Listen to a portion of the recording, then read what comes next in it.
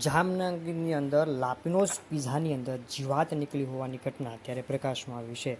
એ ગ્રાહકો લાપિનોઝમાંથી પિઝા મંગાવે છે અને પિઝાની અંદર એ લોકોને શું મળે છે તો કે જીવાત.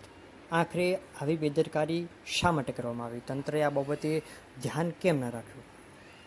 જમવાની બાબતની અંદર ખાસ પ્રકારનું ધ્યાન રાખવું પડતું હોય છે, છતાં પણ તમે વિડીયોમાં જોઈ શકો છો કે પિઝાની અંદર જીવાતો જોવા મળી છે, જે સ્વાસ્થ્ય માટે ખૂબ જ હાનિકારક છે. આ ફ્રીજમાં પણ સફાઈનું કોઈ પણ ધ્યાન રાખવામાં નથી આવ્યું. જ્યાં પણ ખાવાની વસ્તુઓ વેચવામાં આવતી હોય તેમાં ખાસ કરીને ફૂડ વિભાગના નિયમોનું પાલન કરવું અનિવાર્ય હોય છે, પરંતુ આ પિઝા બગડેલા હતા, એની અંદર જીવાતો નીકળી છે. હવે જો ખાનારા વ્યક્તિનું સ્વાસ્થ્ય બગડે તો જવાબદારી કોની રહેશે? તમે જોઈ શકો છો, આ ફ્રીજના દ્રશ્યો છે. આ ફ્રીજમાં આવી જીવાતો પડી છે, છતાં પણ આ લોકો પિઝા વેચી રહ્યા છે, જે લોકો માટે ખૂબ જ હાનિકારક સાબિત થઈ શકે તેમ છે.